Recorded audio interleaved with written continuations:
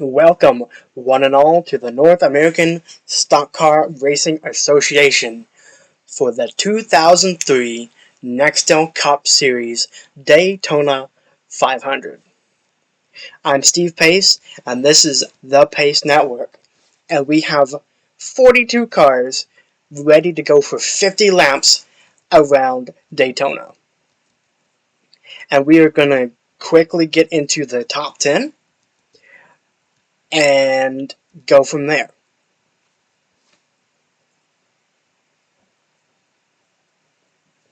And without further ado, let's get into the top 10. Casey Paulson is in 10th. Patrick Raven is in 9th. John Johnston is in 8th. Cliff Richards is in 7th. Marcus Willard is in 6th. In 5th place is Brandon Allen in the 27. 4th is Adrian Earl. Tommy Roberts is 3rd. Craig Ferguson Jr. is 2nd, and on pole position in his rookie season is Terry Bull. Let's go racing. Boys and girls, let's get this done. The pace car is coming in, and I think there is already one car with issues. There are 3 wide in the middle of that pack, which is very strange, but the green flag is out, and we are underway.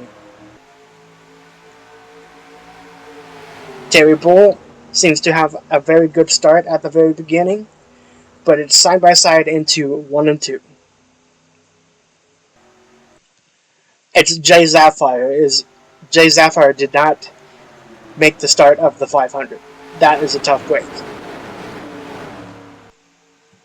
Coming down the backstretch for the first time, they're going to go 3 wide, maybe even 4 wide, and we will see who leads lap number 1. Into 3 and 4, it's Bull versus Ferguson Jr., and I think Terry Bull's coming down the pit road. Oh, that's very interesting. Craig Ferguson Jr. now leads this race. What's gone on with the 2 car? That's very strange. A really, really tough break for Terry Bull. That was very quick. But we'll see if he can get back out there and hopefully have a good Daytona 500. Adrian Earl is in the race lead over Brandon Allen, John Johnston, Tommy Roberts, and Marcus Willard. Craig Ferguson Jr. is in 6th.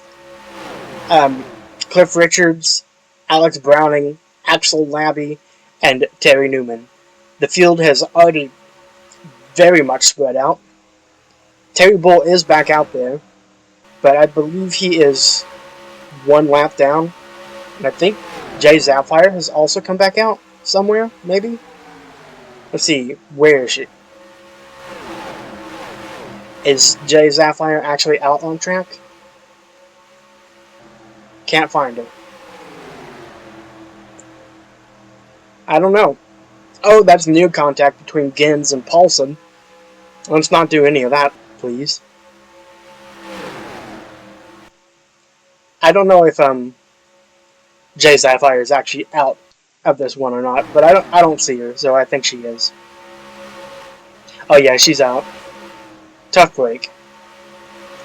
Lap 5 of 50, coming to lap 6 of 50.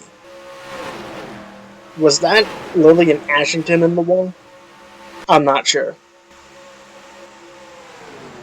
Here we are, lap number 10 of 50. And it's Brandon Allen in the race lead currently over Adrian Earl and Tommy Roberts. The field is mostly getting back together, but the field has separated into 2 packs, and there's been a crash. Caution is out, and it's Lillian Ashington on the number 91 who's been involved. I think it is also involving Robbie Irvine and Runa Nakajima. Caution is out, and we'll have to take a peek at what has happened to bring out caution number 1 of the day, of the evening, at Daytona. You aren't even going to believe what happens. Lillian Ashington makes contact comes down into Anzo Saito. Runa Nakajima sends the 91 over for a single wall, and all of the vehicles involved drive away. But Lillian Ashington is definitely out of this one. That car is very slow.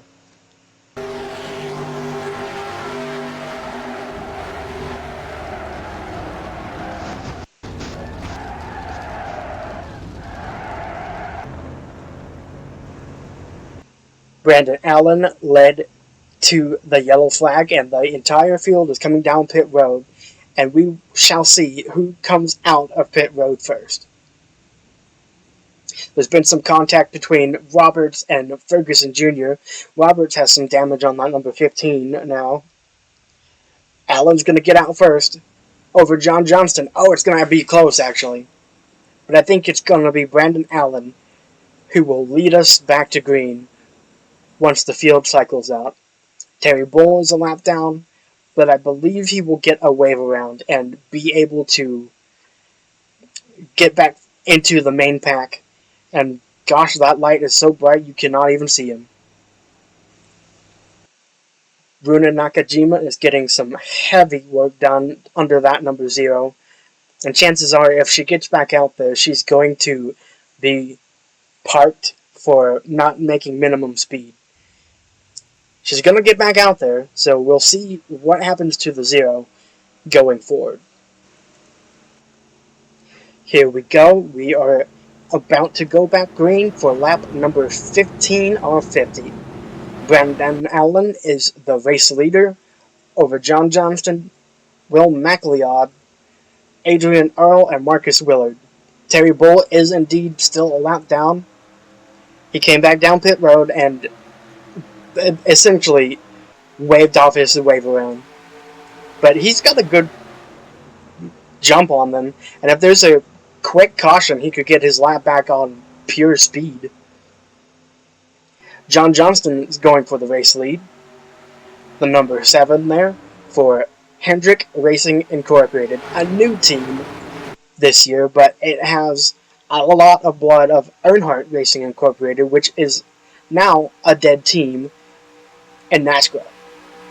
It's going to be 3 wide going into 3 and 4. Will McLeod's going to push the issue and try and get the race lead. Oh, Jody Summer is in the outside wall, and there's contact. That's Rick Brody around. Oh, and a big crash. Another very, very big crash. Oh. Maxwell Parsons, Robbie Irvine, Jesse McKendry, Vincent Fleming involved. That was a heavy crash, and I think they may end up throwing the red flag, but I am not sure yet. A heavy crash, and caution number 2 is out on lap number 16 of 50. The red flag is out for an absolutely violent wreck. Jody Summer gets into the wall, Rick Brody into him, and that happens. An absolutely humongous crash involving 5 drivers, and 3 of them nearly go over. Oh, man. Not good. Not good, folks. Take a look from a wide angle on Irvine. And, oh, gosh. Oh. That is precisely what you don't want to see. Oh, that was an awful wreck. I think Robbie Irvine has gone roof first into the outside wall, which is especially bad. There are some crews surrounding the 01, the 59, and the 63. Some injuries are definitely expected in this one. We've got it in slow motion here, and Rick Brody hits the back of Jody Summer, Jesse McKendry nowhere to go. Parsons hard into the 63, and oh man, Irvine especially really, really hard into the outside wall. Roof first. Vincent Fleming also involved. Oh boy, what a big crash.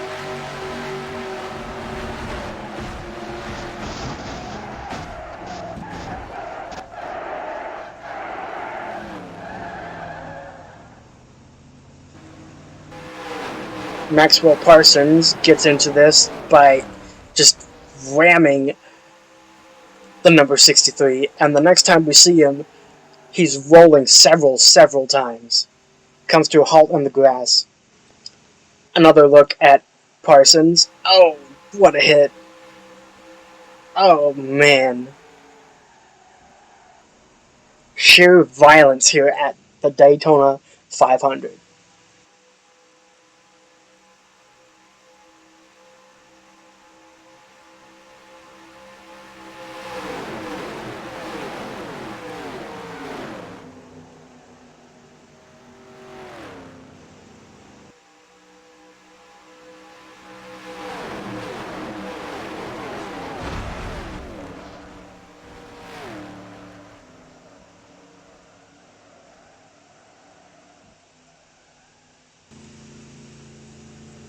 Well, folks, we have been under a red flag for about 35 minutes just to get the whole track cleaned up and make some repairs to the track just in case there was anything needed. Thankfully, the incident between the number 01 of Robbie Irvine, the number 63 of Rick Brody, and the number 59 of Maxwell Parsons has a bit of an upside. All three drivers were alert and awake and talking with the medical crews that have surrounded them, and all three have gone to the hospital just for further evaluation, and it seems like the injury risk is pretty light, which we can be so thankful for, especially with these Gen 2 cars. It seems to have greatly lessened the impact of some of these hits. Also, thankfully, upon further review of the wreck, Robbie Irvine very nearly went roof first into the outside wall, but actually he did not. He didn't take down any catch fencing with his crash, and essentially all the hit was a hit from the backside of Brody's car into the A pillar of the number 01, and that thankfully really held up. So the extreme worry we had for Irvine and Rick Brody himself specifically, especially after his injury last year, seems to have subsided for the most part. So we will be going back green very soon, and hopefully there will be no other big incidences. I also saw Marcus Willard just came down pit road, but I have a feeling he may have just gone behind the wall. No, he hasn't. There he is. He's coming back out. Something not quite right with the number 23, but we will be going back green very soon. Fleming, Irvine, Brody, Maxwell Parsons, and Jesse McKendry are out of the race after a very big crash. Terry Bull still hasn't gained his lap back. He keeps pitting every time he gets a wave around, so the wave around lapses, and so Will McLeod is leading us back to green over John Johnston and Adrian Earl. Terry Newman and Cliff Richards close out the top 5. Allen, Browning, Ferguson Jr., Labby, Gins is your top 10. Cedric Aramindia, Toshiba, Johnny Blazer, and Brody Williamson are your top 15. And the rest are as follows, as you can see on the ticker here. Terry Newman looks like he may be trying to get up there to the 87 of Will McLeod. And he's going to get there. A diving run by the 88 for JR Incorporated, I believe the team's called. It's a new team, and it is not anyway in part with Hendrick Racing Incorporated.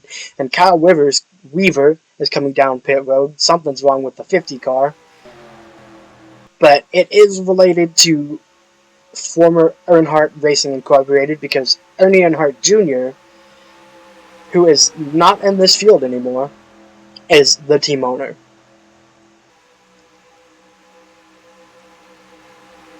Shiva Savros is back in this field, trying to make it seem like she can actually perform and maybe get a race win. With TRD Thundersport here, this may be her best and final shot. If she doesn't perform this season, I think Shiva Thesaurus will be a NASCRA bust, or at least someone who is no longer active in NASCRA. This is a guy right here that we often talk about for the prior years of being a bust, but after an incredible 2002 season with 3 wins, he's been picked up to the number 24 of Hendrick Racing Incorporated, and it is expected to be the top Chevy team, so this is make it or break it for Casey Paulson. Johnny Blazer nearly in the wall back there in 11th. Roush Raven Racing, the number 99 of Brody Williamson, the Canadian, he's back in the Cup Series. His teammate of Anton Alvarez did not qualify.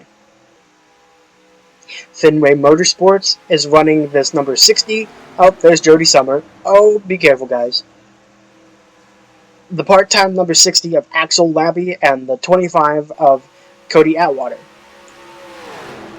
The lap car of Jody Summer has made a gigantic gap between the top 5 and the rest of the field. Roberts, Olivia Reynolds, Willard, and Johnny Blazer is in the wall, as well as Marcel Aramindia. They're gonna fall off the draft. Anyway, I was saying they are off the draft, and then we included 2 more in that list. Unfortunately, there's Cody Atwater. Not running super well at the current moment, because I think he just got held up a whole bunch, and now he's lost a significant amount of time. Tough luck. Dan Sedgwick is trying to keep with his teammate, and it's not really working because Anzu Saito has just taken whatever position that is from him. So now the two are not tag teaming anymore. The top 6 on back, 6th on back are trying to catch up to the top 5. These 5 right here. And they, I think, are slowly getting there. How much have they gained this time? Anything? About a 10th.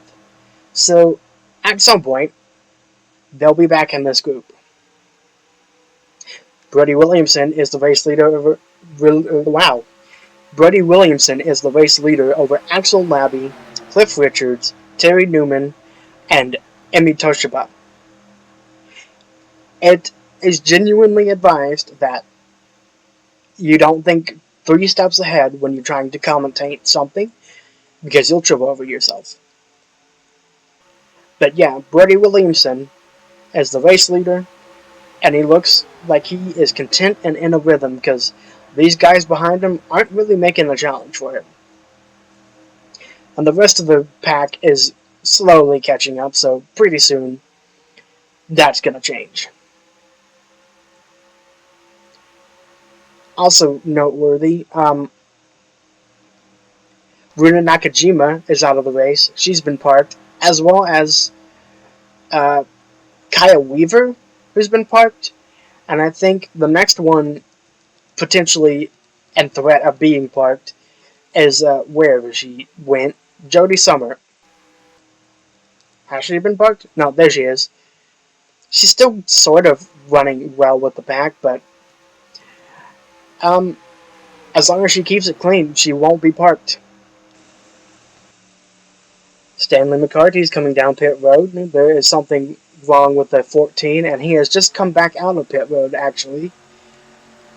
Not sure what has gone on with Stanley McCarthy, but he's driving for DK Bragg Motorsports in this number 14, and it isn't really sure how this team is going to fare this year in their first year with the new Honda Civic. Yeah, Civic.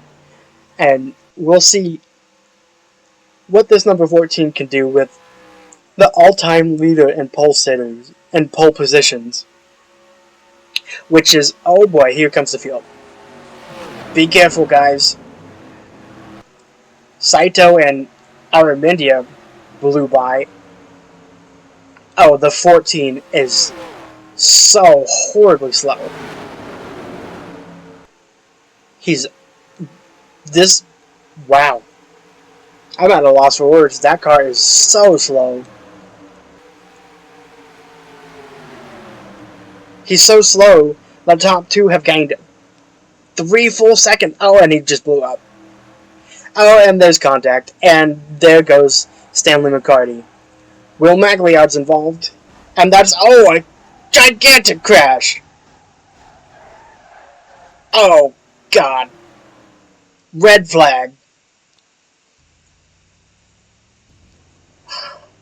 Red flag. Oh, God. Will MacLeod involved. Jody Summer. Eliza Eveland.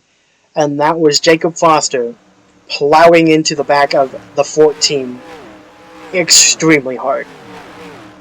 Red flag is out.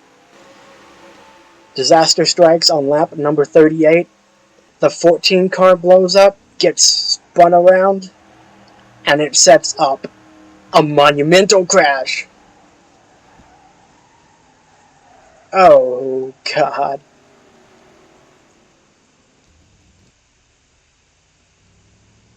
Oh, man.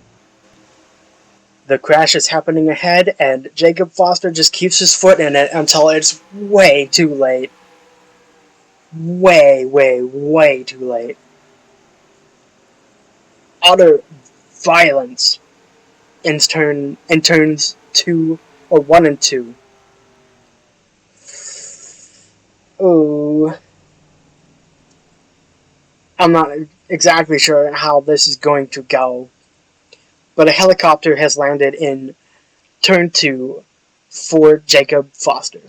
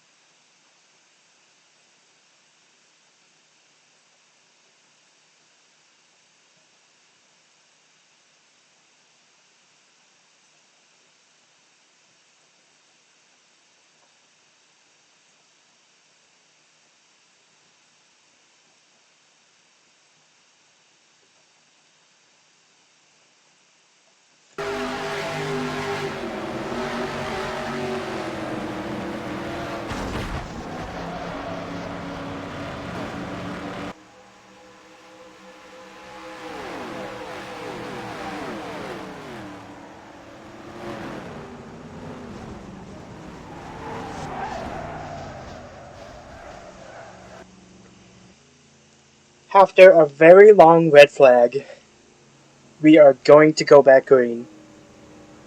I have some interesting news, and there goes Patrick Raven and Craig Ferguson Jr., who both have an issue, but I think Patrick Raven has just gone out of this race because that was an engine grenade. Green flag is back out, 10 laps to go, and the news about Jacob Foster is decently fine. He was actually taken by ambulance to a local hospital, and the helicopter that was planned to life flight him out was canceled. Once they cut Jacob Foster out of that car, he was able to get out of his car under his own power and walk to the ambulance. Stanley McCarty, as well, has also gone to a local hospital, but his injury risk seems medium to moderate. Mark Evans has just taken the race lead over Terry Newman. It's been a chaotic Daytona 500 race, and I think we're just getting started because the end of this one is rapidly closing on us. Casey Paulson is up to second. John Johnston is in third, and wow, look at that. All three Hendrick Racing Incorporated cars are 2, 3, 4 behind the JR Incorporated number 88. So it's a Chevrolet top 4. The mood over this track has greatly improved since we have found out that, for the most part, Jacob Foster and Stanley McCarthy are okay.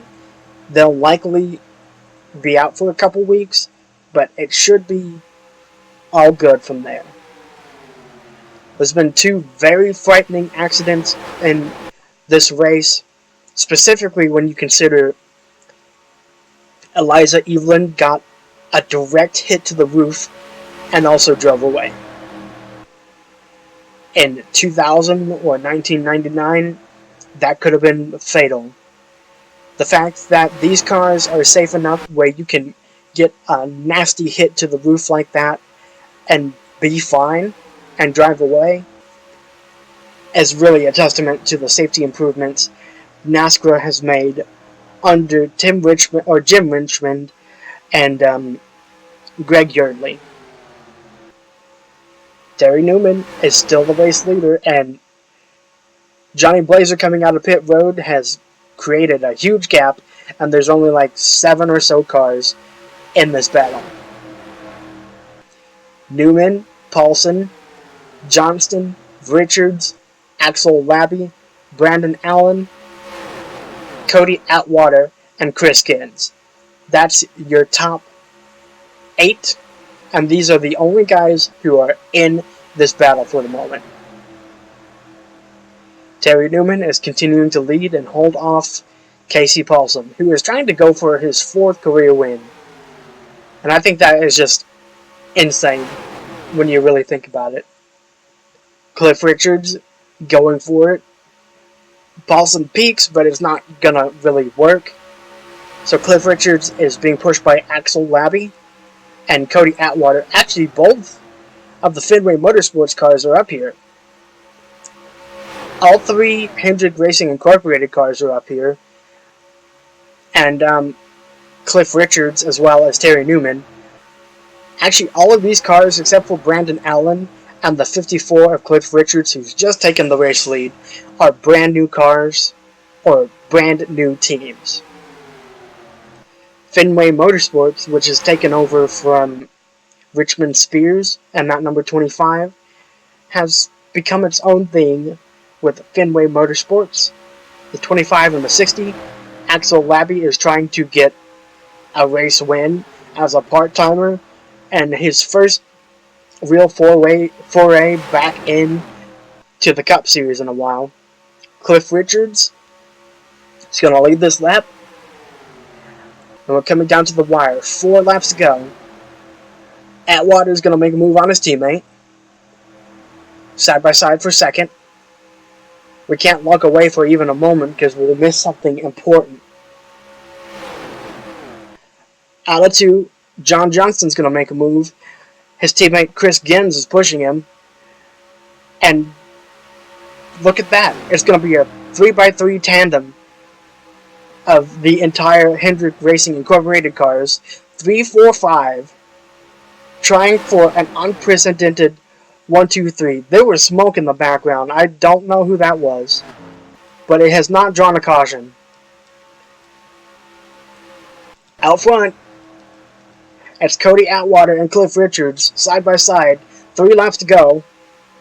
Terry Newman has split up 2 of the HRI cars, and he's trying to go for the race lead himself. Cody Atwater is still right there, side by side. Chris Gins, side by side. 3 Chevys on the inside, a Ford on the outside, and a Ford on the inside, along with a Dodge on the outside. We're coming to 2 laps to go. Nobody else is in it. And I think it's about to get really intense all of a sudden. Terry Newman, a rookie, trying to go for his first career win and make a big statement by making it happen in the Daytona 500. John Johnston's right there, Axel Labbe, Casey Paulson, Chris Gins, Brandon Allen's even right there. Down the backstretch for the penultimate time, Axel Labbe's going to make a move. He's going to try and make it stick. It's not really going to work. They're side by side, and all this is doing is letting Terry Newman run away. Oh no, Axel Labbe is one lap short. White flag for Terry Newman. Axel Labbe could have maybe made that a race win, but it's not going to happen. All eyes are on Terry Newman and the 7 car of John Johnston right behind him. Chevrolet is 1, 2, 3, 4. The top 4 spots, and here comes Terry Bull. Will he make an effect on this race? Into 3 and 4 for the last time. John Johnston is closing. He's closing. Out of the final corner. This is your last shot. And it's not going to happen. Terry Newman wins the Daytona 500 on debut. Newman is your race winner over Johnston, Paulson, and Gins. Brandon Allen rounds out the top 5. Cliff Richards, Cody Atwater, Mark Evans, Marcus Willard, and Emmy Toshabel are your top 10. It's a Chevrolet 1, 2, 3, 4. This is the first time we have ever seen one manufacturer, as far as I can remember, sweep the top 4 spots. And Terry Newman manages to hold off 300 Racing Incorporated cars to win for JR Incorporated. Oh, wow. This has been a very chaotic Daytona 500, but I think it will be one we remember for a while. Terry Newman is your race winner, pending post-race tech inspection, and that is the end of the Daytona 500. That was a jolly good show, and hopefully tech inspection passes easily and everyone makes it through. For now, this is all I have for you. I'm Steve Pace, and this is the Pace Network, broadcasting at the North American Stock Car Racing Association and the NEXTEL Cup Series for the 2003 season on ESPN. Thank you all so much for watching. Goodbye.